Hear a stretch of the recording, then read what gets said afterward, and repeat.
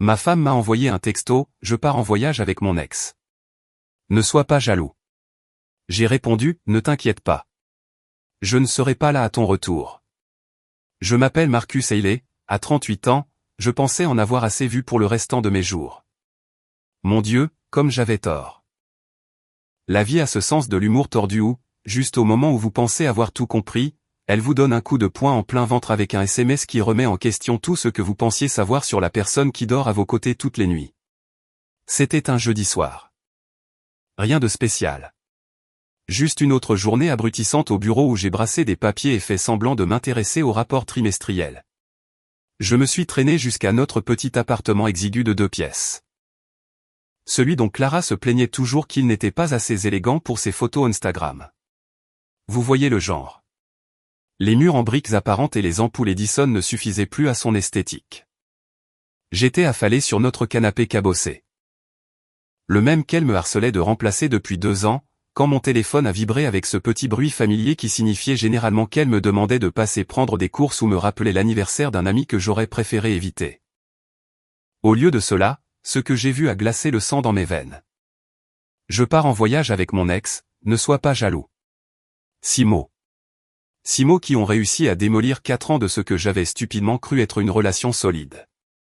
Même pas un appel téléphonique. Même pas la décence d'une conversation en face à face. Juste un texto désinvolte, comme si elle m'annonçait qu'elle avait pris du lait au supermarché. L'audace pure et simple de la chose m'a frappé plus durement que la trahison elle-même. Ne sois pas jaloux? Ne sois pas jaloux? Ma petite dame, tu viens d'annoncer que tu pars en vadrouille avec le même connard qui t'a trompé 3 fois avant qu'on se mette ensemble, et tu me dis de ne pas être jaloux comme si j'étais un ado anxieux qui pique une crise. J'ai fixé ce message pendant ce qui m'a semblé être des heures, mais qui n'était probablement que 30 secondes. Mon pouce a plané au-dessus du clavier et, pendant une bonne minute, j'ai envisagé de faire ce que l'ancien Marcus aurait fait. Taper une supplique pathétique pour lui demander de reconsidérer la chose. Peut-être même proposer de prendre des congés pour qu'on puisse partir quelque part ensemble à la place. Le Marcus qui avait passé 4 ans à se plier en 4, à faire des heures supplémentaires pour couvrir sa moitié du loyer quand sa carrière de graphiste freelance ne payait pas les factures. Le Marcus qui avait fait semblant de ne pas remarquer quand elle rentrait à 2 heures du matin en prétendant avoir fait du réseau lors d'un événement artistique en centre-ville. Mais quelque chose s'est brisé en moi. C'était peut-être la cruauté désinvolte de son message, ou peut-être la soudaine clarté qui m'a frappé comme un train de marchandises. J'avais joué au con pendant bien trop longtemps. Toutes ces fins de soirée où elle posait son téléphone face cachée à la seconde où j'entrais dans la pièce. Toutes ces mystérieuses soirées entre filles qui, d'une manière ou d'une autre, n'incluaient jamais aucune des filles que je connaissais réellement. Toutes ces fois où elle cherchait la bagarre avec moi juste avant de sortir, comme si elle avait besoin de se justifier quelque chose à elle-même. Clara avait toujours été ce que mon pote Léo appelait une accro au chaos. Quelqu'un qui se nourrissait de drames, qui avait besoin de montagnes russes émotionnelles pour se sentir en vie. Elle déclenchait des disputes juste pour se réconcilier passionnément plus tard. Créer des problèmes juste pour pouvoir être celle qui les résout, et apparemment, maintenant, elle créait le chaos ultime en s'enfuyant avec son ex juste pour voir si je reviendrais ramper vers elle. Eh bien, surprise, surprise, princesse. Cette fois, papa n'allait pas courir après toi. Mes doigts ont glissé sur l'écran avec une assurance qui m'a surpris moi-même. Ne t'inquiète pas. Je ne serai pas là quand tu rentreras. Envoyé. La satisfaction qui m'a envahi a été immédiate et enivrante. Pendant 4 ans, j'avais été le mec stable, le mec responsable, le gars qui payait les factures pendant qu'elle se cherchait. J'avais été son filet de sécurité, son plan de secours, son Marcus fiable qui serait toujours là, peu importe à quel point elle me traitait mal. Mais vous savez quoi? Même l'homme le plus patient a son point de rupture, et le mien venait d'être pulvérisé par un texto qui semblait avoir été écrit par une sociopathe. Je pouvais presque imaginer son visage en lisant ma réponse. Elle s'attendait probablement à ce que je bombarde son téléphone d'appels désespérés. Peut-être même que je débarque là où elle séjournait pour la supplier de ne pas y aller. C'est ce qui s'était passé la dernière fois qu'elle avait fait ce sale coup il y a 2 ans, quand elle avait renoué avec un vieil ami d'université qui s'était avéré être un autre ex. J'étais tombé droit dans le panneau à l'époque. La suppliant de rester, promettant d'être meilleure, de faire plus attention, d'être plus spontanée. Quelle blague ça avait été. Cette fois, c'était différent. Cette fois, j'ai ressenti quelque chose que je n'avais pas éprouvé depuis des années. La liberté. Une liberté pure et absolue vis-à-vis de sa manipulation émotionnelle, de son besoin constant de validation, de ses drames épuisants. C'était comme si quelqu'un m'avait enlevé un poids de la poitrine dont je n'avais même pas réalisé que je le portais. J'ai regardé autour de notre appartement, notre soi-disant nid d'amour, et pour la première fois, je l'ai vu clairement. L'endroit ressemblait à un sanctuaire dédié à son narcissisme. Ses tapis de yoga prenant la moitié du salon. Ses produits de soins bio couvrant chaque surface de la salle de bain. Sa collection de livres de développement personnel sur comment vivre sa meilleure vie, empilés partout sauf pour être réellement lus. Les rares choses qui m'appartenaient avaient été reléguées dans les coins, comme si j'étais un invité dans ma propre maison. L'ironie ne m'avait pas échappé. Elle pensait me punir en s'enfuyant avec son ex, mais tout ce qu'elle avait fait, c'était me remettre les clés de ma propre cellule de prison. Pendant 4 ans, j'avais vécu ma vie selon ses conditions, marchant sur des œufs, essayant d'être le petit ami parfait pour une femme qui ne voyait en moi rien de plus qu'un plan de secours confortable. Eh bien, félicitations, Clara. Tu viens de me libérer de la pire décision amoureuse que j'ai jamais prise. Mon téléphone est resté silencieux sur la table basse, et je savais qu'il ne le resterait pas longtemps. Bien assez tôt, elle réaliserait que son petit jeu de pouvoir s'était retourné contre elle de manière spectaculaire. Elle commencerait probablement par des textos confus, puis passerait aux textos de colère, et finirait par recourir aux larmes et aux excuses qui avaient si bien fonctionné par le passé. Mais cette fois, j'avais quelque chose que je n'avais jamais eu auparavant. La certitude absolue que j'en avais fini d'être son punching ball émotionnel. La soirée s'étendait devant moi, calme et pleine de possibilités que je n'avais pas osé imaginer depuis des années. Ce soir-là, j'ai commencé à faire mes cartons, et laissez-moi vous dire, il y a quelque chose de presque thérapeutique à démanteler une vie qui n'a jamais vraiment été la vôtre pour commencer. Je n'ai pas fait les 100 pas dans l'appartement en jetant mes affaires dans des cartons comme un ex-petit ami déséquilibré dans une comédie romantique. Non. C'était méthodique, chirurgical même. Chaque chemise pliée avec une précision militaire. Chaque tiroir vidé avec le genre de calme qui aurait foutu une trouille bleue à Clara si elle avait été là pour en être témoin. Le silence dans notre appartement était assourdissant, mais pas d'une manière solitaire. Plutôt comme le calme qu'on ressent juste avant qu'un énorme orage n'éclate. Vous voyez ce moment où l'air s'épaissit, où tout devient immobile et où vous pouvez presque goûter l'électricité? C'était exactement ce que je ressentais, sauf qu'au lieu d'attendre la foudre, je créais mon propre putain d'orage en emballant 4 ans de ce que j'avais bêtement appelé l'amour. J'ai commencé par mes vêtements parce que, soyons francs, c'était le plus facile. T-shirt, jean, la poignée de chemise que je portais au travail. Tout ce dont Clara s'était toujours plainte en disant que ça me donnait un air trop, corporate, ou pas assez artistique. Eh bien, devine quoi, ma jolie? Je n'essayais pas d'être artistique. J'essayais d'être un adulte fonctionnel qui payait ses factures et arrivait au travail à l'heure. Des concepts qui semblaient lui échapper complètement. En pliant chaque vêtement, je ne pouvais pas m'empêcher de remarquer le peu de place que prenaient réellement mes affaires. 4 ans de vie commune, et toute ma garde-robe tenait dans 2 cartons de taille moyenne. Pendant ce temps, les vêtements de Clara s'étaient métastasés dans tout l'appartement comme une sorte de cancer à la mode. Ces t-shirts vintage de groupe qu'elle n'avait jamais vraiment écoutés, pendus dans le placard. Sa collection de vestes extravagantes drapées sur chaque chaise. Son armée de chaussures à peine portées, alignés comme des soldats prêts pour une bataille qu'ils ne verraient jamais. C'est en passant à mes livres que les choses sont devenues intéressantes. J'ai toujours été un lecteur. De la science-fiction surtout, un peu d'histoire, quelques biographies de personnes qui avaient réellement accompli quelque chose de leur vie. Clara avait l'habitude de se moquer de mes choix de lecture ennuyeux, alors que sa propre bibliothèque était remplie de conneries de développement personnel avec des titres comme « Libérez la déesse qui est en vous » et « L'art de n'en avoir rien à foutre ». L'ironie de ce dernier ne m'avait pas échappé, vu qu'elle en avait beaucoup trop à foutre de tout, sauf de notre relation. Chaque livre que j'emballais me donnait l'impression de récupérer un morceau de moi-même. C'étaient des conversations que nous avions eues. Des mondes dans lesquels je m'étais échappé quand ces drames devenaient trop lourds à gérer. Elle m'avait toujours interrompu quand je lisais, affirmant que je l'ignorais ou que j'étais asocial. Avec le recul, j'ai réalisé que ces interruptions n'étaient pas pour avoir mon attention. C'était pour la contrôler. À Dieu ne plaise que j'ai 5 minutes de paix sans qu'elle soit le centre de mon univers. puis est arrivé le vrai coup de poing dans le ventre. Nos photos encadrées, ou comme j'aime maintenant les appeler, l'épreuve d'une illusion de 4 ans. Il y avait notre voyage à Portland au printemps dernier, où elle avait passé tout le week-end à se plaindre de la pluie et à poster des selfies avec filtre pour faire croire qu'elle passait le meilleur moment de sa vie.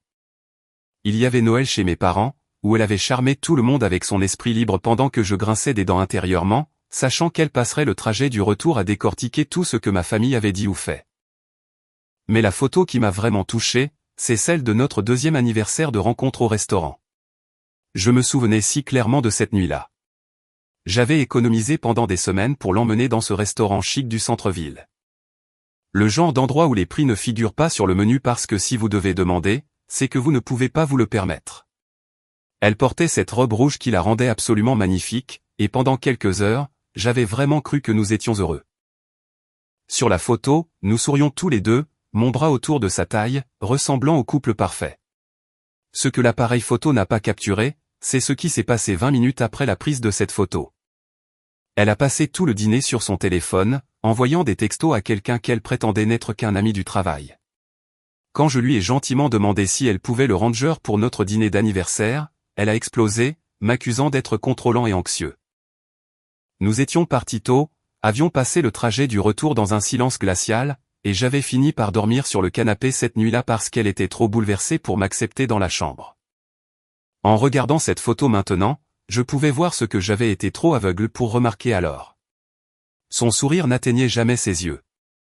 Elle était déjà ailleurs, cherchant déjà la sortie, planifiant déjà son prochain mouvement. J'avais été si désespéré de faire fonctionner notre couple que je m'étais convaincu que ces moments de bonheur étaient réels, plutôt que de simples pauses entre les chaos. J'ai emballé les photos face vers le bas, non pas parce que j'étais en colère, mais parce que j'avais enfin compris que c'était de la fiction. Nous n'avions jamais été le couple sur ces photos. J'avais été le gars qui essayait désespérément de s'accrocher à quelque chose qui n'avait jamais vraiment existé, et elle avait été l'actrice jouant le rôle de la petite amie dévouée tout en auditionnant pour son prochain rôle. C'était ensuite le tour de la cuisine, et bon sang, est-ce que ça racontait une histoire. Ma cafetière, le seul appareil sur lequel j'avais insisté quand nous avions emménagé ensemble, était posé là comme un ami fidèle. Clara s'était toujours moquée de mon obsession pour le bon café, préférant ses options en canette sucrée de chez Starbucks qui coûtaient plus cher que le déjeuner de la plupart des gens. Mais chaque matin pendant 4 ans, j'avais préparé un café assez fort pour alimenter une petite ville, parce que c'est ce qui me gardait assez fonctionnel pour faire face à sa tornade émotionnelle constante. Mes livres, ma cafetière, mes vêtements. C'était pathétique de voir à quel point j'avais peu contribué à cet espace. Tout le reste hurlait, Clara. Ses bougies décoratives qu'elle n'allumait jamais, sa collection de plantes grasses que j'avais gardées en vie parce qu'elle oubliait toujours de les arroser, son tableau de visualisation sur le réfrigérateur, couvert de photos d'endroits où elle voulait voyager et de choses qu'elle voulait faire. Dont aucune ne m'incluait. À minuit, toute ma vie tenait à l'arrière de ma Honda Accord. 4 ans de ce que je pensais être la construction d'un avenir commun, et je pouvais tout emballer en quelques heures. Ça aurait dû être déprimant, mais au lieu de ça, c'était incroyablement libérateur. Je ne laissais pas derrière moi un foyer. Je m'échappais d'une cellule de prison magnifiquement décorée. En chargeant le dernier carton dans ma voiture, j'ai jeté un dernier regard à notre appartement. L'endroit semblait exactement le même, juste avec quelques espaces vides là où se trouvaient mes affaires. C'était comme si je n'y avais jamais vraiment vécu, comme si j'avais été un fantôme hantant la vie de quelqu'un d'autre pendant 4 ans. Je n'ai pas claqué la porte derrière moi. Je n'ai même pas regardé en arrière. Je l'ai simplement verrouillé, j'ai glissé la clé sous le paillasson et je me suis éloigné de la plus grosse erreur de ma vie d'adulte avec le genre de dignité tranquille qui aurait fait chier Clara plus que n'importe quelle dispute hurlante. Le lendemain matin, mon téléphone a explosé comme un putain de feu d'artifice le 4 juillet. Sauf qu'au lieu de célébrer la liberté, Clara faisait une véritable crise de nerfs dans mes textos. Je parle de notifications en rafale qui auraient rendu jalouse une mitrailleuse. Mon téléphone vibrait si agressivement que j'ai cru qu'il allait tomber de la table de chevet de ma chambre de motel miteuse. Ouais, c'est ça. J'avais passé ma première nuit de liberté dans un motel 6 qui sentait le désinfectant et les rêves brisés. Le genre d'endroit où la machine à glaçons a l'air de faire une crise existentielle et où le motif du papier peint semble avoir été conçu par quelqu'un faisant un bad trip sous acide en 1987. Mais vous savez quoi? C'était le mien. Pas de Clara, pas de drame, pas besoin de marcher sur des œufs. Juste moi, un matelas bosselé, et le doux son de n'avoir à supporter personne d'autre. Le marathon de textos de Clara a commencé vers 7 heures. Ce qui était cocasse, vu qu'elle n'était jamais réveillée avant midi, à moins qu'il n'y ait une sorte d'urgence ou une vente privée dans sa boutique préférée. Son premier message était presque mignon dans sa confusion. « Attends, qu'est-ce que tu veux dire par tu ne seras pas là ?» Comme si elle ne pouvait sincèrement pas comprendre que les actes puissent avoir des conséquences. Il a été immédiatement suivi par un « Où es-tu allé ?» Puis, Marcus, ce n'est pas drôle. Ce n'est pas drôle ? Ma petite dame, je n'essayais pas d'être un comédien. J'essayais d'être un homme avec une once d'amour-propre, quelque chose que j'avais apparemment égaré aux alentours de la 2e année de notre relation. Mais voici ce qui a dû faire exploser son petit esprit manipulateur. Je n'ai pas répondu. Ni au premier texto, ni au 20e, ni à aucun d'entre eux. Je suis juste resté assis dans cette chambre de motel merdique, buvant un café qui avait le goût d'avoir été filtré à travers de vieilles chaussettes de sport, regardant sa panique se dérouler en temps réel sur l'écran de mon téléphone comme le feuilleton le plus satisfaisant du monde. L'évolution de ces messages était de l'ordre psychologique à l'état pur. L'étape 1 était la confusion mélangée à cette attitude de passe-droit qu'elle avait perfectionnée au fil des ans. Es-tu sérieusement contrarié par ça ? C'est juste un voyage. Juste un voyage, n'est-ce pas ? Parce que partir avec ton ex-petite amie, dont tu as passé 3 ans à me dire que c'était un toxique, c'était totalement juste des vacances décontractées. Pas de quoi en faire un plat. Circuler, y a rien à voir. L'étape 2, c'est là que les choses sont devenues intéressantes. Les messages ont commencé à arriver plus vite, avec plus de fautes de frappe, ce qui signifiait qu'elle était soit ivre, soit sincèrement paniquée. Probablement les deux, connaissant Clara. C'est ridicule, suivi de « tu es puéril », suivi de mon préféré, « je ne peux pas croire que tu piques une crise pour ça ». Une crise ? Parce qu'apparemment, avoir assez de respect pour soi-même pour s'éloigner de quelqu'un qui vous traite comme une ordure est l'équivalent émotionnel d'un enfant en bas âge qui pète un câble dans le rayon des céréales. À midi, elle était passée à l'étape 3, le marchandage. Écoute, si tu es vraiment si contrarié, je n'irai pas, trop peu, trop tard, ma chérie. Le mal était fait à la seconde où elle a pensé qu'il était acceptable d'annoncer sa petite aventure par texto comme si elle mettait à jour sa story Instagram.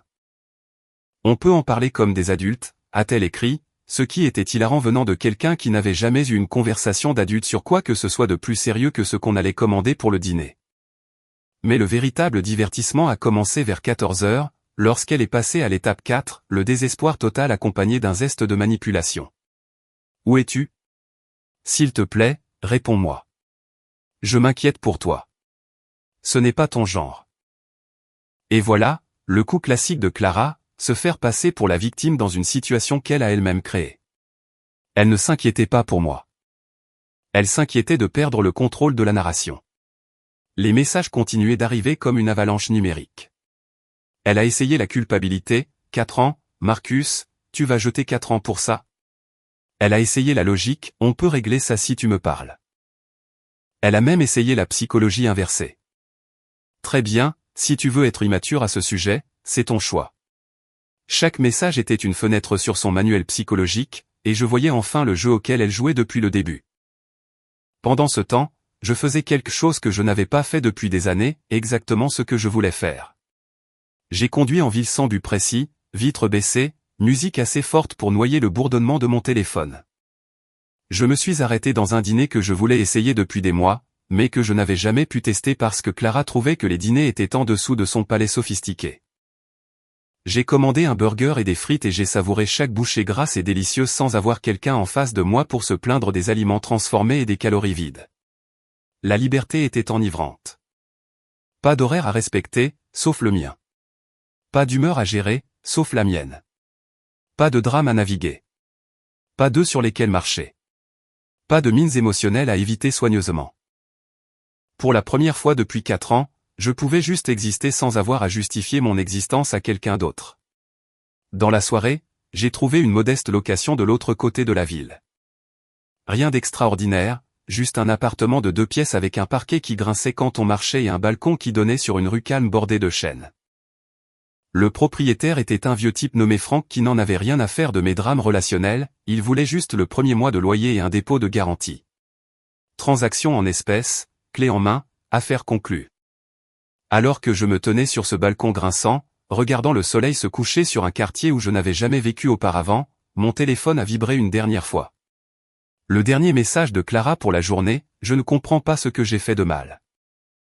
Et juste là, ce manque total de conscience de soi, cette incapacité à voir comment le fait d'annoncer une escapade romantique avec un ex par texto pouvait être blessant, c'était tout ce que j'avais besoin de savoir sur les raisons pour lesquelles cette relation était vouée à l'échec depuis le début. J'aurais pu le lui expliquer. J'aurais pu écrire une réponse de la longueur d'un roman, analysant exactement ce qu'elle avait fait de mal, comment elle m'avait traité, pourquoi c'était fini. Mais vous savez ce qui est plus puissant que les mots? Le silence. Un silence complet, absolu, assourdissant. Elle avait passé 4 ans à me parler, à parler par-dessus moi, à parler autour de moi, mais jamais à vraiment me parler. Maintenant c'était à mon tour de communiquer, et je disais tout ce que j'avais à dire en ne disant absolument rien du tout. Le silence était ma réponse, ma déclaration, ma réponse finale. Et dans un monde où Clara avait toujours été la voix la plus forte de la pièce, mon silence était la chose la plus puissante que j'ai jamais dite. 2 jours plus tard, mon téléphone a sonné, et pendant une fraction de seconde, j'ai cru que c'était peut-être Clara essayant une approche différente pour briser mon mur de silence. Mais non, l'identifiant d'appel a affiché Léo Carter, et j'ai soudain réalisé que j'étais en fait excité de parler à un autre être humain. C'est drôle comme on ne réalise pas qu'on vit dans l'isolement jusqu'à ce que quelqu'un vous lance une bouée de sauvetage que vous avez réellement envie d'attraper. Léo et moi étions amis depuis l'université, à l'époque où nous étions tous les deux assez jeunes et stupides pour penser que nous savions tout de la vie. Il avait vu toute ma relation avec Clara se dérouler comme un accident de voiture au ralenti, et à son crédit, il avait essayé de m'avertir plus d'une fois. Mais vous savez ce que c'est quand on est jusqu'au cou dans la folie de quelqu'un d'autre. L'arbre cache la forêt, et vous ne pouvez définitivement pas voir les drapeaux rouges à cause de vos lunettes roses. Marcus, mec. La voix de Léo a retenti au téléphone avec ce mélange particulier d'incrédulité et de sympathie qui m'indiquait qu'il avait déjà entendu la version des faits de Clara. Qu'est-ce qui se passe, bordel? Clara fait exploser les téléphones de tout le monde en disant que tu l'as quittée à cause d'un voyage inoffensif qu'elle voulait faire. J'ai dû rire à ça. Un voyage inoffensif, n'est-ce pas? Comme si faire une escapade romantique avec son ex-petite amie était l'équivalent d'aller rendre visite à sa grand-mère en Floride. L'audace de cette femme ne cessait jamais de m'étonner. Même quand je pensais avoir atteint ma limite pour être étonné par son attitude. Laisse-moi deviner, ai-je dit, m'installant dans la chaise grinçante de mon nouvel appartement. Elle se fait passer pour la victime dans toute cette histoire, pas vrai? La pauvre petite Clara, abandonnée par son petit ami sans cœur qui ne pouvait pas supporter son esprit libre. En gros, ouais, a confirmé Léo, et je pouvais l'entendre essayer de ne pas rire. Mais le truc, mec, c'est que personne n'y croit. Je veux dire, certains restent polis, mais quiconque a passé plus de 5 minutes avec vous deux sait ce qui se passe vraiment. Ça m'a frappé plus fort que ce à quoi je m'attendais. Pendant 4 ans, je m'étais tellement inquiété de ce que les gens pensaient de notre relation, tellement soucieux de maintenir la façade que tout était parfait, que je ne m'étais jamais arrêté pour considérer que peut-être nos amis n'étaient pas aussi aveugles que moi. Peut-être qu'ils m'avaient regardé disparaître lentement dans les drames de Clara en se demandant quand j'allais enfin me réveiller. Elle dit aux gens que tu as piqué une crise parce qu'elle partait en vacances, a poursuivi Léo, et je pouvais pratiquement l'entendre faire des guillemets avec ses doigts à travers le téléphone. Mais mec, tout le monde connaît son ex. Tout le monde sait quel genre de vacances c'est vraiment. Le fait que tu ne te sois pas battu, que tu n'aies pas supplié, que tu n'aies pas fait de scène, c'est ça qui la ronge de l'intérieur. Et voilà, c'était la vérité que j'avais été trop proche pour voir clairement. Clara s'était toujours nourrie du chaos, des drames, des montagnes russes émotionnelles, des disputes et des réconciliations. Elle avait besoin de l'intensité, des larmes, des réconciliations passionnées qui lui donnaient l'impression de vivre dans une sorte de film romantique dont elle était la star et moi le second rôle dont le seul travail était de lui courir après et de mendier son attention. Tu sais ce qui est fou, a continué Léo, et je pouvais voir qu'il venait juste de s'échauffer. Elle a vraiment l'air confuse de savoir pourquoi tu es parti. Genre, sincèrement confuse. Elle dit à tout le monde qu'elle ne comprend pas ce qu'elle a fait de mal et que tu es déraisonnable. C'est comme si elle vivait dans une réalité complètement différente du reste d'entre nous. Ça se tenait. Clara avait toujours eu cette incroyable capacité à réécrire l'histoire en temps réel, à prendre des situations où elle avait clairement tort et à les tordre d'une manière ou d'une autre jusqu'à ce qu'elle devienne la partie lésée. C'était comme regarder un maître magicien à l'œuvre, sauf qu'au lieu de sortir des lapins des chapeaux, elle sortait un statut de victime de situation où c'était elle qui tenait le couteau. Le truc, a dit Léo, et sa voix est devenue plus sérieuse, c'est que tout le monde attendait ce moment depuis des années. On l'a tous regardé te traiter comme un moins que rien, on t'a regardé te plier en quatre pour essayer de la rendre heureuse. On t'a regardé te perdre dans sa folie. Quand quelqu'un m'a envoyé un texto pour me dire que tu étais enfin parti, ma première pensée n'a pas été « Oh non, pauvre Clara ». C'était « Dieu merci, il a enfin trouvé une colonne vertébrale ». Aïe, mais en même temps, ouais, c'est un argument valable. J'avais manqué de colonne vertébrale pendant bien trop longtemps, n'est-ce pas? J'avais eu tellement peur d'être seul, tellement terrifié d'admettre que j'avais gâché 4 ans de ma vie avec quelqu'un qui ne voyait en moi rien de plus qu'un filet de sécurité pratique, que je l'avais laissé me marcher sur les pieds jusqu'à ce que j'oublie ce que ça faisait de se tenir droit. Elle a aussi essayé de convaincre les gens de t'appeler, a ajouté Léo avec un petit rire, demandant à des amis communs de te faire entendre raison et de te convaincre d'arrêter d'être têtu. Mais voici la partie magnifique, personne ne veut le faire. Genre? Personne. Même les gens qui aiment bien Clara lui disent en gros qu'elle a fait son lit et que maintenant elle doit se coucher dedans. La satisfaction qui m'a envahi a été immédiate et chaleureuse. Pendant des années, je m'étais senti comme le fou, comme si j'étais le problème dans notre relation. Clara avait ce don de me faire sentir que chaque problème entre nous était d'une manière ou d'une autre de ma faute. Je n'étais pas assez attentionné. Je n'étais pas assez spontané. Je n'étais pas assez compréhensif de ses besoins émotionnels complexes. Mais entendre que nos amis avaient regardé ce même spectacle désolant que j'avais vécu, et qu'ils en étaient arrivés aux mêmes conclusions que celles que j'atteignais enfin, c'était validant d'une manière à laquelle je ne m'attendais pas. Tu veux savoir la meilleure partie, a demandé Léo, et je pouvais deviner qu'il souriait. Jake l'a croisé à ce café du centre-ville hier. Tu sais, celui, prétentieux, où elle traîne toujours les gens parce qu'ils ont du lait d'avoine ou je ne sais quoi. Il a dit qu'elle avait l'air d'un zombie. Des cernes sous les yeux, les cheveux en bataille. La totale. Et quand il lui a demandé comment elle allait, elle s'est juste mise à pleurer, juste là dans la file d'attente. J'aurais dû me sentir mal à ce sujet. L'ancien Marcus se serait senti coupable, aurait commencé à douter de lui-même, se serait demandé s'il n'avait pas été trop dur. Mais le nouveau Marcus, celui qui s'était enfin rappelé ce qu'était l'amour-propre, n'a ressenti qu'une froide satisfaction. Elle avait fait son choix quand elle avait envoyé ce texto. Elle avait lancé les dés et perdu, et maintenant elle apprenait ce que ça faisait de faire face aux conséquences, pour une fois dans sa petite vie privilégiée. La vérité, mec, a dit Léo, sa voix redevenant sérieuse, tu as fait la seule chose que tu pouvais faire.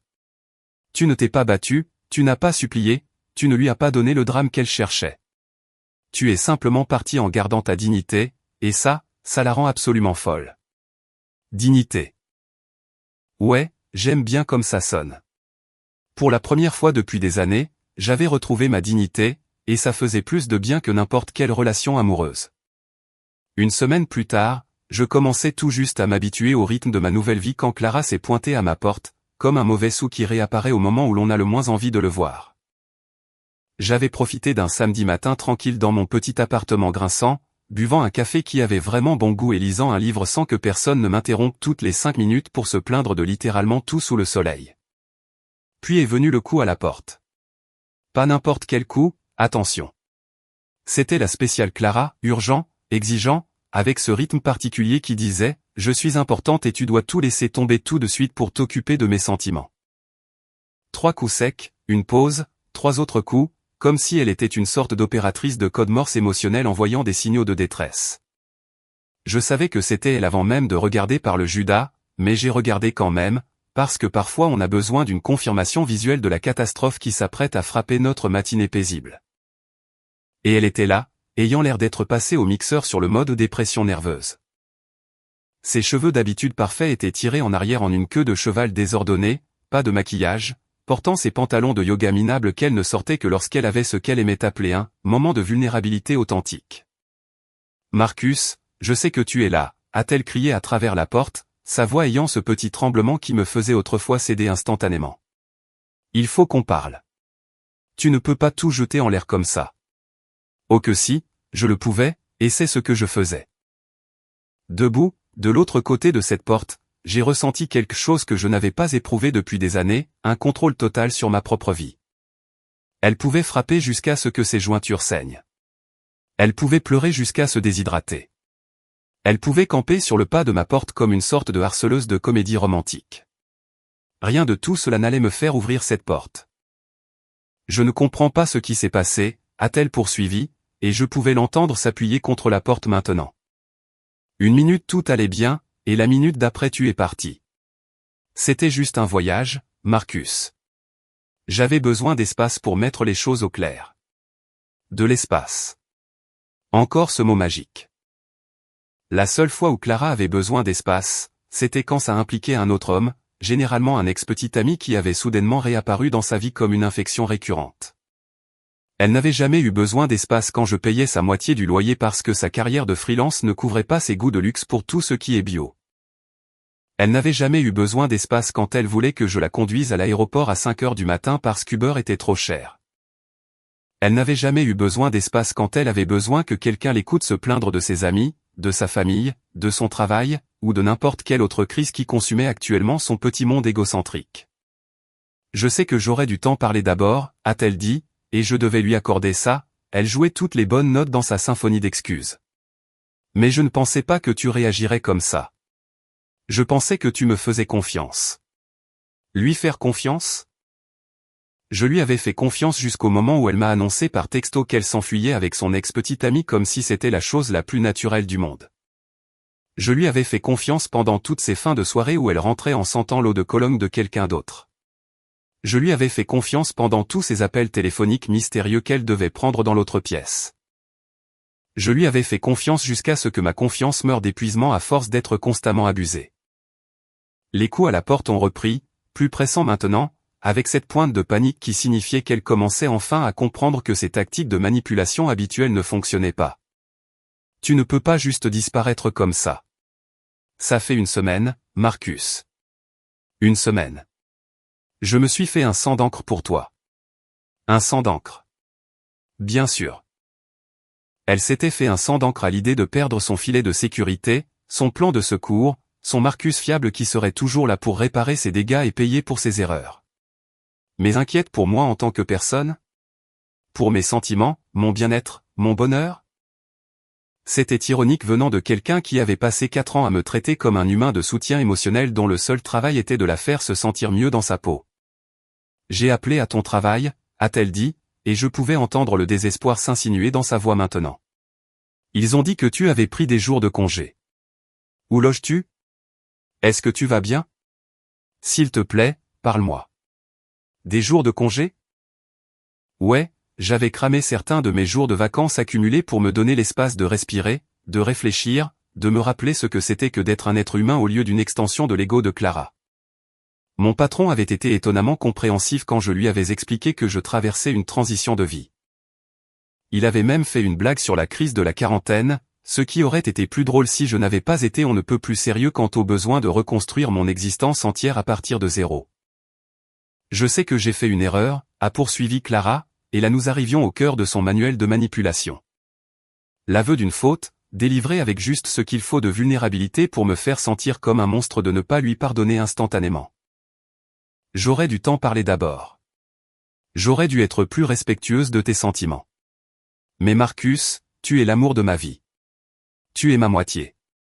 Je ne peux pas te perdre pour ça. L'amour de sa vie, sa moitié. La même personne qu'elle avait informée de manière désinvolte, par texto, qu'elle partait en escapade romantique avec son ex-petite amie.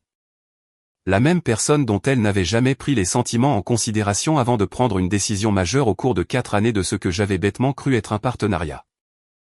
Si j'étais l'amour de sa vie, alors j'avais sincèrement pitié de tout autre pauvre salaud qui pourrait venir après moi. Les pleurs ont commencé à ce moment-là, de vraies larmes, pas la variété de crocodiles qu'elle déployait d'habitude quand elle voulait quelque chose. Je pouvais l'entendre glisser le long de la porte, probablement assise sur mon paillasson maintenant comme une sorte de chiot abandonné. Et vous savez quoi ? Une part de moi voulait ouvrir cette porte. Une part de moi voulait la réconforter, lui dire que tout irait bien, retomber dans le schéma familier d'être son soigneur émotionnel. Mais une plus grande part de moi, la part qui s'était enfin souvenue de ce qu'était l'amour-propre, est restée exactement là où elle était. Parce qu'il ne s'agissait plus d'amour.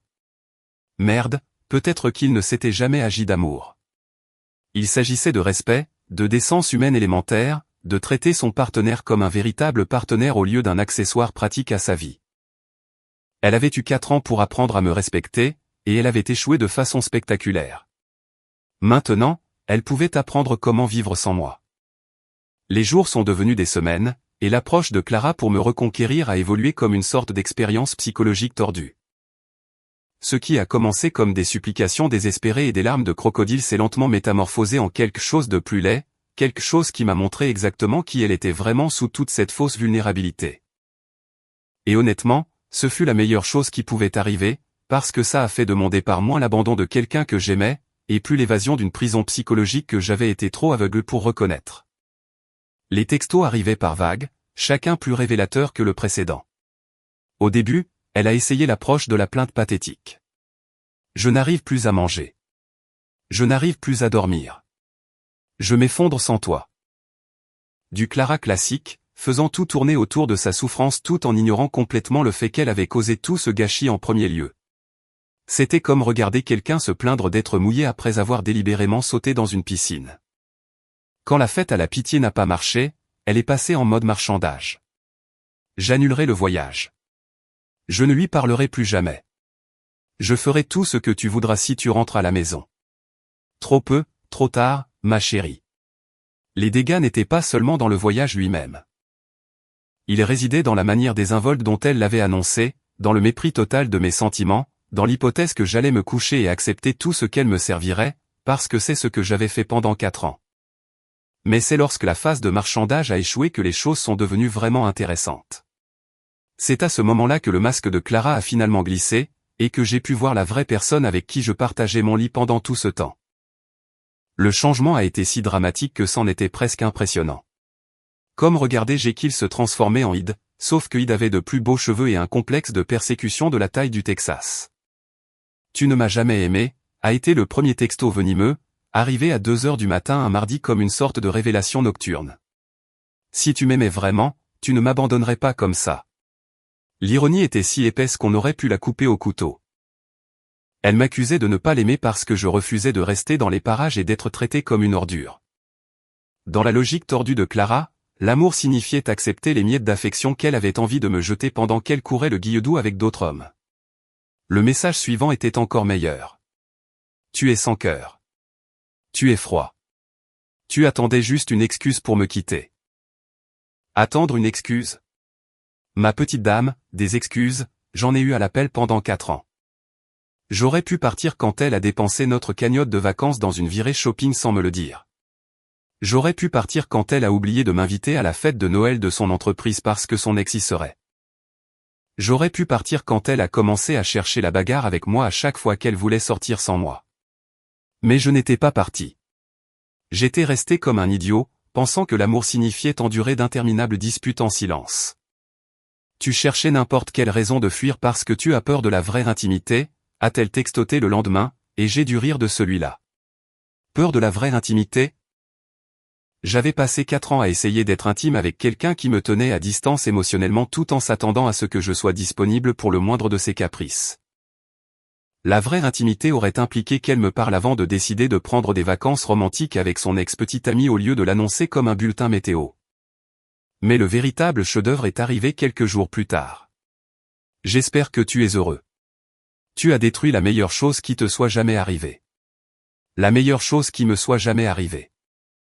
C'est vrai, parce qu'être le punching ball émotionnel de quelqu'un et son filet de sécurité financier, pendant qu'il vous traitait comme un colocataire gênant, c'était définitivement le summum de l'expérience humaine. Chaque message empoisonné qu'elle m'envoyait m'apparaissait comme une autre chaîne tombant de mes chevilles. Pendant des années, j'avais marché en portant le poids de son instabilité émotionnelle, de son irresponsabilité financière, de son incapacité totale à prendre en compte les besoins de quiconque d'autre que les siens.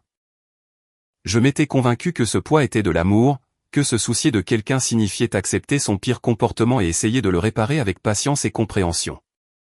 Mais voir ces vraies couleurs apparaître dans ces textos, c'était comme si un brouillard se levait dans mon cerveau. Ce n'était pas de l'amour. C'était de la maltraitance émotionnelle déguisée en romance. Elle avait passé 4 ans à me conditionner pour que je croie que son bonheur était de ma responsabilité, que ses problèmes étaient à moi de les résoudre, que ses humeurs étaient à moi de les gérer. Et quand j'ai enfin cessé de jouer à ce jeu, elle a révélé exactement ce qu'elle pensait de moi. La liberté qui accompagnait chaque message méchant était enivrante. Je ne perdais pas l'amour de ma vie. J'échappais à quelqu'un qui ne m'avait jamais vraiment aimé. Elle avait aimé ce que je pouvais faire pour elle, comment je la faisais se sentir à propos d'elle-même, la stabilité que je lui apportais pendant qu'elle jouait ses drames interminables. Mais moi en tant que personne, mes pensées, mes sentiments, mes rêves, cela ne lui avait jamais importé. J'ai commencé à faire des promenades le soir sans avoir besoin de rendre de compte à qui que ce soit, sans avoir à expliquer où j'allais ni quand je reviendrais. Je suis allé à la salle de sport pour la première fois en 2 ans, car Clara s'était toujours plainte que mon programme d'entraînement était égoïste et prenait du temps qui lui revenait. J'ai appelé de vieux amis que j'avais perdus de vue parce que Clara les trouvait ennuyeux et préférait traîner avec sa bande de potes aussi accros au drame. Chaque jour qui passait sans son chaos ressemblait à une petite victoire de plus. Je me réveillais quand je voulais me réveiller, je mangeais ce que je voulais manger, je regardais ce que je voulais à la télé sans que quelqu'un ne critique mes choix ou n'exige de regarder un de ces films étrangers prétentieux à la place. Le silence dans mon appartement n'était pas solitaire. Il était paisible d'une façon que j'avais oubliée comme étant possible. La partie vraiment magnifique, c'était de la regarder perdre le contrôle du récit. Pendant 4 ans, elle avait été la réalisatrice du drame de notre relation, décidant de quand nous nous disputions, quand nous nous réconcilions, de quoi nous nous disputions, de la façon dont cela se résolvait. Elle avait contrôlé le thermostat émotionnel de toute notre vie commune, faisant monter la température quand elle avait besoin d'attention et refroidissant les choses quand elle voulait de l'espace pour poursuivre d'autres intérêts. Mais maintenant elle n'était plus qu'une autre personne envoyant des messages désespérés à quelqu'un qui n'en avait plus rien à faire. Elle n'avait aucun pouvoir sur mes émotions, aucune capacité à manipuler mes réactions, aucun moyen de me ramener dans sa toile de crise fabriquée. Elle criait dans le vide, et le vide ne criait pas en retour. Le poison qu'elle crachait ne faisait que me montrer à quel point j'avais de la chance d'en être enfin libéré. Un soir, alors que je savourais une bière sur mon balcon grinçant et que je lisais un livre pour le plaisir au lieu d'être interrompu toutes les 5 minutes par un drame fabriqué, mon téléphone a vibré avec un texto de Léo. Ce n'était pas son message habituel. Celui-ci avait cette énergie urgente qui signifiait que quelqu'un venait de marcher dans un énorme tas de ses propres problèmes et qu'il avait hâte de partager le spectacle. « Mec, il faut que tu vois ça », disait le message, suivi d'une capture d'écran qui m'a presque fait recracher ma bière de rire. Clara vient de poster ça sur Instagram. Les commentaires sont vraiment brutaux. Et elle était là, dans toute sa splendeur désespérée, une photo de Clara et de son ex, un connard nommé Derek, qui ressemblait exactement à ce qu'on peut attendre d'un mec qui a convaincu 3 femmes différentes de le reprendre après les avoir trompées. Ils étaient dans un bar branché sur un toit, dépensant probablement de l'argent qu'elle n'avait pas pour créer l'illusion de vivre sa meilleure vie. Clara arborait ce sourire forcé qui n'atteignait pas tout à fait ses yeux, le genre d'expression qu'on voit chez les otages dans les vidéos de preuve de vie, tandis que Derek avait le bras autour d'elle avec le regard suffisant d'un gars qui pensait avoir gagné une sorte de prix. Mais le vrai chef-d'œuvre, c'était la légende. Le véritable amour ne meurt jamais, 2 cœurs seconde chance âme sœur vivre ma vérité. Le véritable amour ne meurt jamais. Bon Dieu, l'audace était à couper le souffle. C'était la même femme qui avait passé le mois dernier à faire exploser mon téléphone avec des messages allant des supplications désespérées aux attaques venimeuses. Et maintenant, elle postait des citations inspirantes sur l'amour éternel avec le même gars qui l'avait trompé avec sa propre colocataire il y a 3 ans. Les hashtags étaient la cerise sur le gâteau. Seconde chance, plutôt 3e ou 4e équence vu le palmarès de Derek. Âme sœur, bien sûr. Si ton âme sœur est quelqu'un qui traite l'engagement comme une suggestion et la fidélité comme une option facultative. Vivre ma vérité, la seule vérité qu'elle vivait, c'est qu'elle préférait être avec quelqu'un qui la traitait comme une ordure plutôt que d'admettre qu'elle avait foutu en l'air la meilleure relation qu'elle ait jamais eue. Mais c'est là que c'est devenu vraiment génial. La section des commentaires était un véritable bain de sang, et Clara s'y était jetée les yeux grands ouverts. Léo avait fait des captures d'écran des meilleurs d'entre eux, et les lire, c'était comme assister à une masterclass de karma sur les réseaux sociaux. Tu n'avais pas un petit ami le mois dernier, a écrit Sarah, une des amies d'université de Clara qui avait manifestement suivi la chronologie. C'est le même gars qui t'a trompé, n'est-ce pas, a demandé une autre connaissance commune, n'adhérant apparemment pas à l'histoire révisionniste de Clara. Mais ma préférée venait de la cousine de Marcus, Jenny, qui n'avait jamais particulièrement aimé Clara mais avait toujours été polie pour moi. Je suppose que certaines personnes aiment vraiment être traitées comme des moins que rien. À chacun ses goûts. Femme qui hausse les épaules. L'emoji passif-agressif était la touche parfaite. Juste assez de déni plausible pour éviter d'être interpellé directement, mais assez féroce pour faire couler le sang. Jenny avait toujours été douée pour ce genre de frappe chirurgicale sur les réseaux sociaux. Les réactions des personnes qui nous connaissaient tous les deux étaient encore meilleures. Au lieu du déluge d'émojis aux yeux en forme de cœur et des commentaires du style « Vas-y ma belle », auquel Clara s'attendait probablement. Elle recevait une masterclass sur les raisons pour lesquelles on ne déballe pas ces drames relationnels sur les réseaux sociaux quand tout le monde sait que vous racontez des mensonges. Où est Marcus dans tout ça, a demandé un de nos amis communs, n'achetant apparemment pas la version de Clara selon laquelle j'avais simplement disparu dans les airs sans raison. Est-ce que ce n'a pas été posté depuis le même restaurant où Marcus t'avait emmené pour votre anniversaire l'année dernière, a fait remarquer un autre ami, avec le genre de sens du détail sur lequel Clara ne comptait probablement pas. Cette observation a eu un impact différent, et je pouvais pratiquement voir le visage de Clara se décomposer alors qu'elle réalisait que les gens reliaient des points qu'elle espérait voir rester déconnectés. Ouais, c'était ce même bar sur le toit où j'avais dépensé une semaine de salaire pour essayer de lui offrir un parfait dîner d'anniversaire. Tout ça pour qu'elle passe toute la soirée à envoyer des textos à Derek à propos d'une urgence qui s'est avérée être qu'il se sentait seul après que sa dernière petite amie l'avait largué. La partie vraiment magnifique, c'était de regarder Clara essayer de contrôler les dégâts en temps réel. Elle a commencé à répondre aux commentaires avec des tentatives de plus en plus désespérées pour maintenir sa version des faits. Parfois, il faut suivre son cœur même quand les autres ne comprennent pas, cœur rouge. Et tout le monde n'est pas assez courageux pour se battre pour le véritable amour. Biceps contractés. Mais Internet reste invaincu quand il s'agit de dénoncer les mensonges et Clara en faisait l'apprentissage à la dure. Pour chaque platitude inspirante qu'elle postait, quelqu'un d'autre lâchait une bombe de vérité qui exposait une autre couche de son auto-illusion. Assez courageux pour se battre pour le véritable amour, m'a textoté Léo. Ou assez stupide pour faire la même erreur 2 fois. Visage pleurant de rire. Le tout était comme regarder quelqu'un marcher sur un râteau au ralenti. On pouvait voir le désastre arriver à 1 kilomètre de distance, mais ils étaient trop investis dans leur propre illusion pour changer de cap. Clara avait toujours été accro à la validation des réseaux sociaux, postant constamment des aperçus soigneusement sélectionnés de notre relation pour faire croire que nous vivions une sorte de conte de fées. Maintenant, elle utilisait le même manuel avec Derek, sauf que cette fois, tout le monde connaissait l'envers du décor. Ce qui m'a vraiment sidéré, c'est le timing. 1 mois plus tôt, elle pleurait sur mon paillasson, me disant que j'étais l'amour de sa vie et me suppliant de la reprendre. Maintenant, elle publiait des posts sur le véritable amour avec le même gars qui lui avait tellement brisé le cœur qu'elle avait passé 3 mois sur mon canapé à manger de la glace et à me faire promettre que je ne la traiterais jamais comme lui l'avait fait. Mais voici la chose qui aurait choqué l'ancien Marcus. Je ne me sentais pas en colère en regardant cette photo.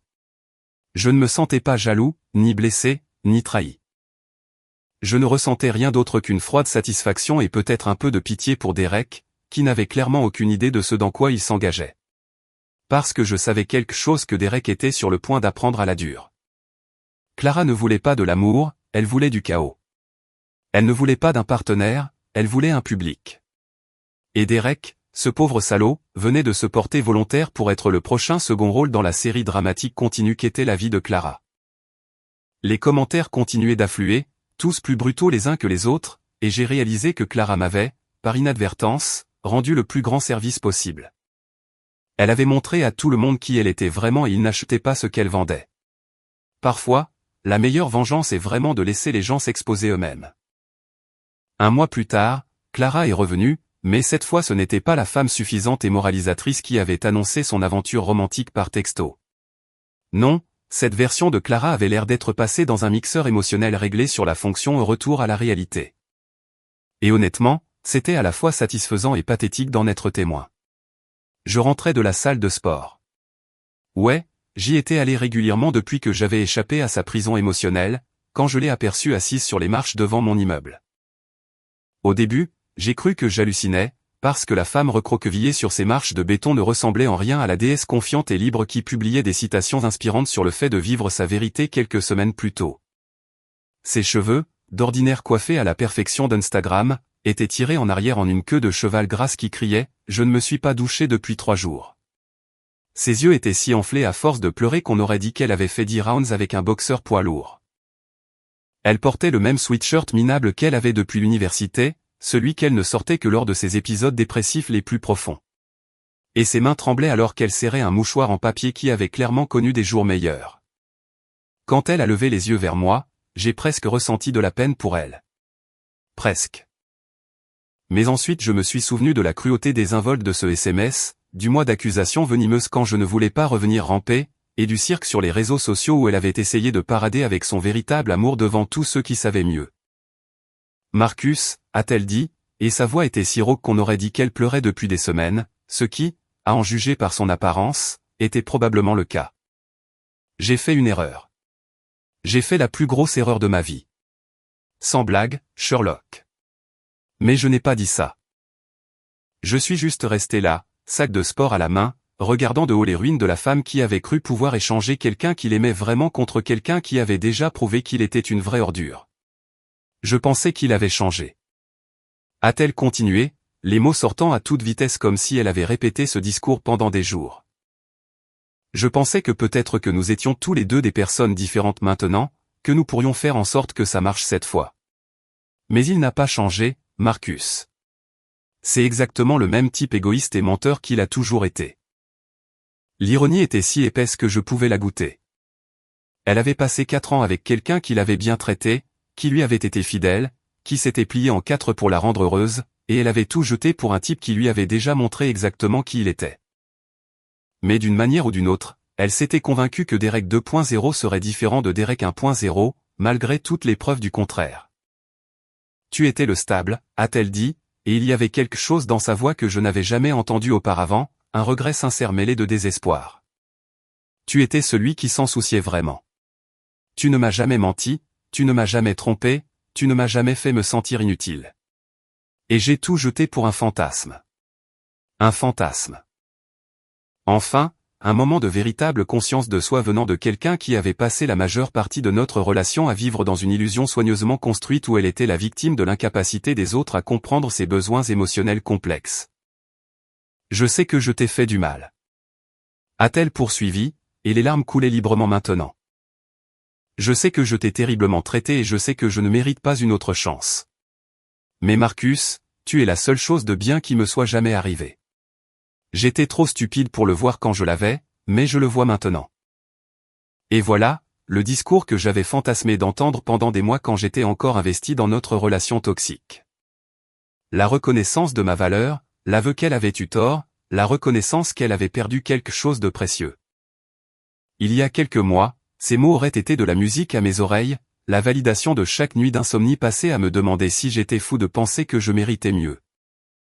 Mais en me tenant là, à la regarder de haut, j'ai ressenti quelque chose à quoi je ne m'attendais pas, absolument rien. Pas d'élan de triomphe, aucune envie de la réconforter, aucune inclination à dire « je te l'avais bien dit ». Juste l'observation plate et sans émotion de quelqu'un qui avait enfin manqué de personne à blâmer pour ses propres mauvaises décisions. Derek a commencé à fréquenter quelqu'un d'autre 2 semaines après le début de notre escapade romantique, a-t-elle continué, interprétant apparemment mon silence comme une invitation à continuer de parler. Une fille qu'il a rencontrée au bar de l'hôtel. Il n'a même pas essayé de me le cacher. Il m'a juste dit que j'étais trop dépendante et qu'il avait besoin de variété dans sa vie. Il m'a laissé en plan à Miami avec une facture d'hôtel que je ne pouvais pas payer et un billet d'avion que j'ai dû supplier mes parents de m'aider à échanger. Une partie de moi voulait rire de la justice poétique de tout ça. Elle avait quitté une relation stable pour un fantasme, et le fantasme s'était transformé en un cauchemar si prévisible que tout le monde, sauf Clara, l'avait vu venir. Derek avait fait exactement ce que Derek faisait toujours, l'utiliser pour tout ce dont il avait besoin, puis se débarrasser d'elle quand quelque chose de plus brillant se présentait. Je t'ai appelé tant de fois depuis l'aéroport, a-t-elle dit, et sa voix s'est complètement brisée maintenant. Je voulais juste entendre ta voix, savoir que peut-être je n'avais pas détruit tout ce qu'il y avait de bon dans ma vie. Mais tu n'as jamais répondu. Tu n'as jamais répondu à aucun de mes appels. Bien sûr que je n'avais pas répondu. À ce stade, j'avais appris à reconnaître son numéro et à l'envoyer directement sur la messagerie vocale. J'avais été trop occupé à reconstruire ma vie pour me laisser aspirer de nouveau dans ces drames. Trop concentré sur le fait de me souvenir à quoi ressemblait la paix pour retourner volontairement au chaos. S'il te plaît, Marcus, a-t-elle dit, et maintenant elle me regardait avec ses yeux rougis qui étaient autrefois ma faiblesse. Je sais que je ne le mérite pas, mais s'il te plaît, donne-moi une autre chance. Je ferai n'importe quoi. Je vais changer. J'irai en thérapie. Je ne parlerai plus jamais à Derek. Je serai la femme que tu mérites. La femme que je mérite? Comme si elle pouvait juste appuyer sur un interrupteur et devenir quelqu'un de différent, quelqu'un capable de respect et de considération fondamentaux. Comme si 4 ans de manipulation émotionnelle pouvaient être effacés par quelques semaines de conséquences qu'il avait rattrapées. Je l'ai regardée pendant un long moment, cette femme brisée qui avait autrefois détenu tant de pouvoir sur mon bonheur, et j'ai réalisé que le sortilège était complètement rompu. Elle n'était pas l'amour de ma vie. Elle était juste une autre personne qui avait appris trop tard que les actes ont des conséquences. Je l'ai regardée longuement, aussi calme que l'air nocturne autour de nous, observant cette femme brisée qui avait autrefois contrôlé chaque aspect de ma vie émotionnelle comme si elle dirigeait une sorte d'orchestre tordu où je jouais toujours le second violon de son drame. Le silence s'étirait entre nous, lourd de 4 ans d'histoire et d'un mois de clarté absolue qui avait tout changé. Clara était assise là, sur ses marches en béton, serrant ce mouchoir trempé comme une bouée de sauvetage, attendant que je dise quelque chose qui lui donnerait de l'espoir. Ses yeux cherchaient sur mon visage le moindre signe de l'ancien Marcus, celui qui se serait immédiatement laissé tomber à genoux pour la réconforter, qui aurait commencé à s'excuser pour sa douleur même si je ne l'avais pas causée. Qui se serait convaincu que sa souffrance effaçait d'une manière ou d'une autre tout ce qu'elle m'avait fait subir. Mais ce Marcus était parti, tué par un texto et enterré sous un mois de la solitude la plus paisible que j'ai connue depuis des années. L'homme qui se tenait ici maintenant était quelqu'un qui s'était souvenu de ce qu'était l'amour-propre, de ce que c'était que de dormir toute la nuit sans se demander quelle crise m'accueillerait le matin. De ce que signifiait prendre des décisions en fonction de mes propres besoins au lieu de constamment gérer la température émotionnelle de quelqu'un d'autre. Tu veux savoir quelque chose, Clara, ai-je finalement dit, ma voix posée et calme d'une manière qui a semblé la surprendre. Il y a un mois. Ces mots venant de toi auraient tout signifié pour moi. J'aurais vu tes larmes et j'aurais pensé qu'elles étaient la preuve que tu avais enfin compris ce que tu avais perdu. J'aurais écouté tes excuses et je me serais convaincu qu'elles signifiaient que tu avais réellement changé. Elle m'a regardé avec quelque chose qui ressemblait à de l'espoir vacillant dans ses yeux rougis, pensant probablement que c'était le début de mon discours de pardon, la partie où je lui dirais que l'amour conquiert tout et que nous pourrions tout surmonter ensemble. Mais voilà le truc, ai-je continué, et j'ai pu voir cet espoir commencer à s'assombrir alors qu'elle réalisait où cela menait. Je ne veux plus de tes excuses.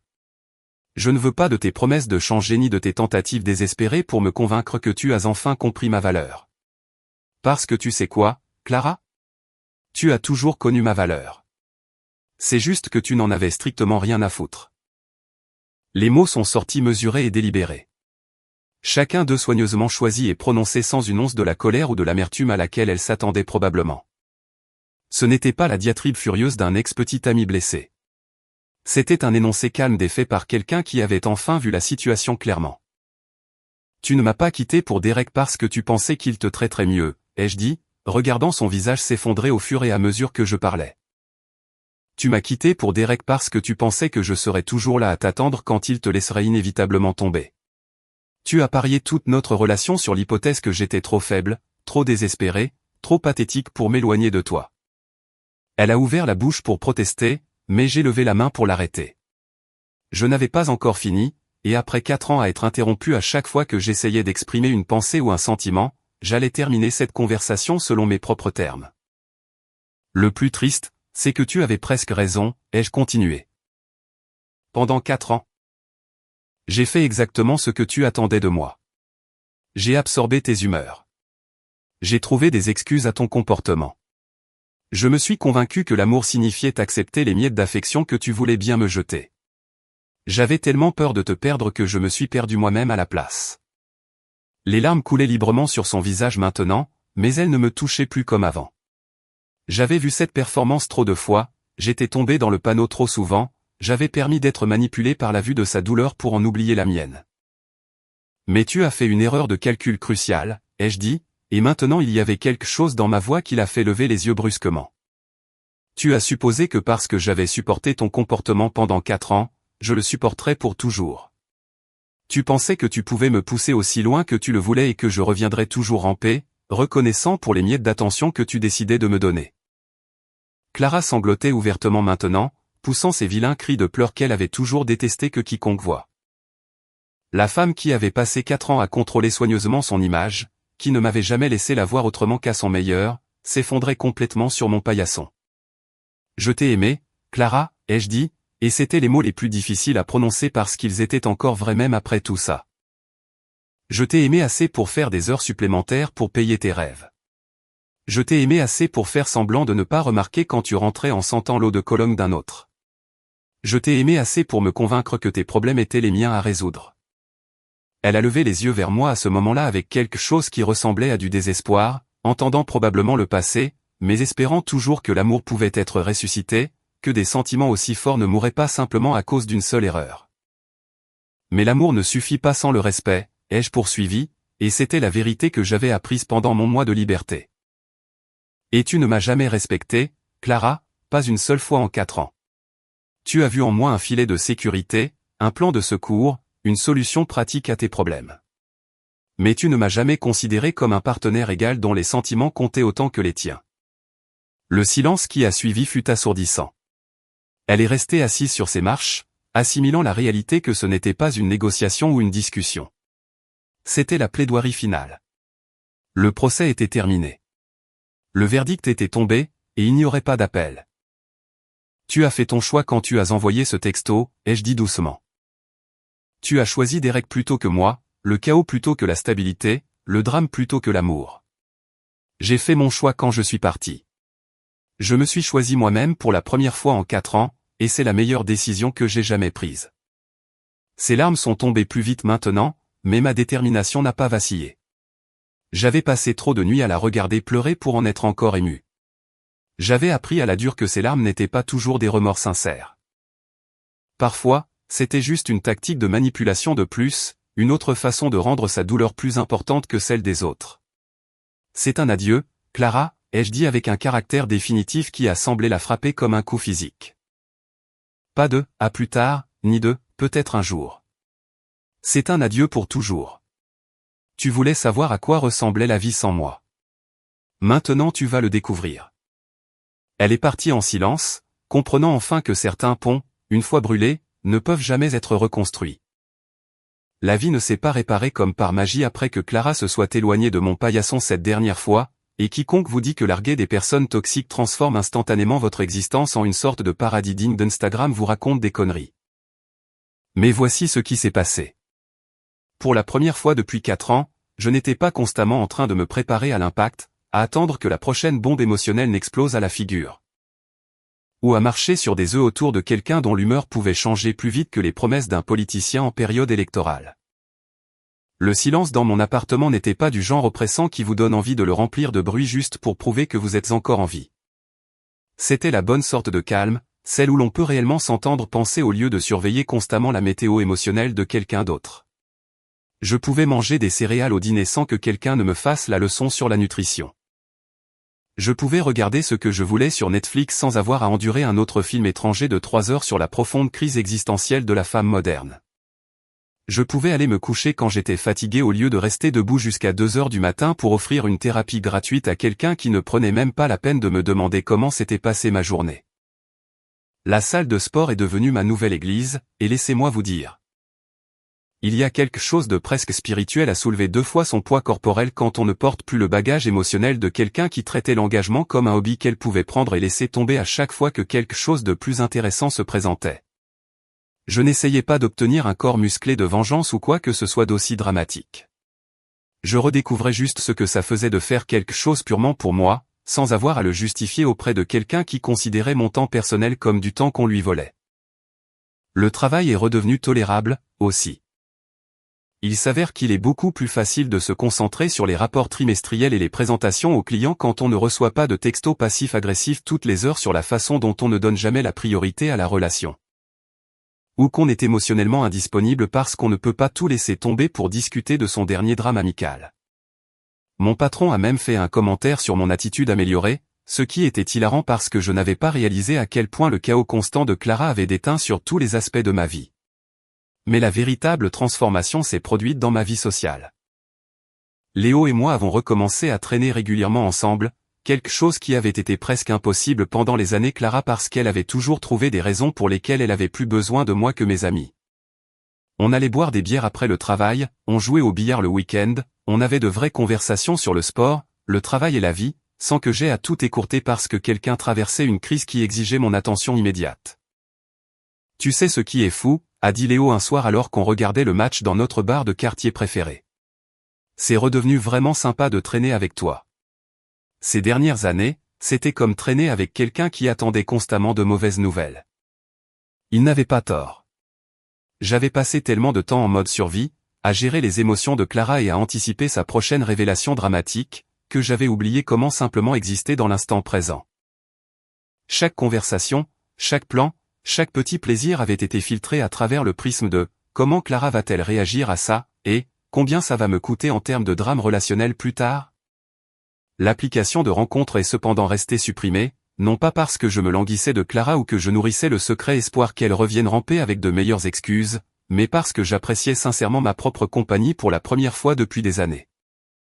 Je redécouvrais qui était Marcus quand il ne s'adaptait pas constamment pour correspondre à la définition en perpétuelle évolution du petit ami parfait de quelqu'un d'autre.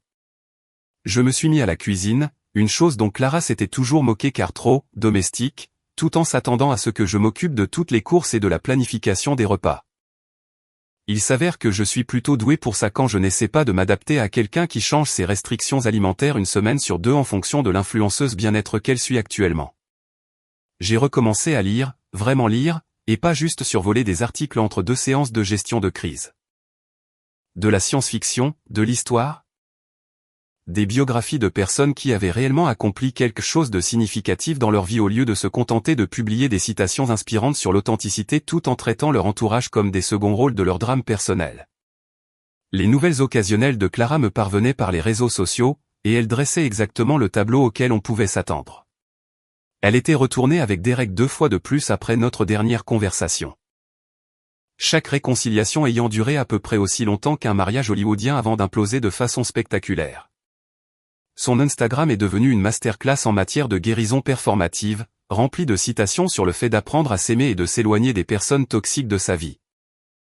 Apparemment sans une once d'ironie quant à savoir qui était réellement la personne toxique dans la plupart de ses relations. Mais voici la chose magnifique. Je ne me sentais pas justifié par ces désastres continus. Je ne me sentais pas supérieur, ni satisfait, ni même particulièrement intéressé.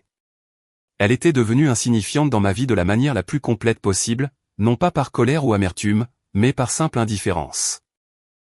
Elle n'était plus qu'une autre personne qui prenait de mauvaises décisions quelque part ailleurs, et ce n'était plus mon problème à résoudre ni mon chaos à gérer. 6 mois après cette ultime conversation sur le pas de ma porte, je l'ai croisée au supermarché. Elle avait exactement l'air que l'on peut attendre de quelqu'un qui a passé la moitié de l'année à faire le ping-pong entre des relations toxiques et à poster des statuts Facebook critiques sur la découverte de sa vérité. Fatiguée, avec un petit air de désespoir, essayant trop fort de projeter de la confiance alors qu'elle s'effondrait manifestement de l'intérieur. Elle m'a vu la première, et j'ai regardé son visage passer par environ 6 émotions différentes en 3 secondes. La surprise, l'espoir, le calcul, la déception et enfin, la résignation. Pendant un instant, j'ai pensé qu'elle pourrait essayer de m'aborder, peut-être tenter un dernier discours pour m'expliquer pourquoi nous devrions réessayer, mais quelque chose dans mon expression a dû lui communiquer ce que les mots ne pouvaient pas. Ce navire n'avait pas seulement pris le large, il avait coulé au fond de l'océan et avait été réclamé par les poissons. J'ai fait un signe de tête poli, de la manière dont on salue une simple connaissance, et j'ai continué à marcher. La plus douce des vengeances n'était pas de lui prouver qu'elle avait tort avec des mots, des gestes ou des confrontations dramatiques. Ce n'était pas de me montrer dans des endroits où je savais qu'elle serait avec un nouveau partenaire, ni de publier sur les réseaux sociaux un contenu soigneusement conçu pour la rendre jalouse. La plus douce des vengeances, c'était tout simplement de vivre mieux sans elle, et de le penser sincèrement.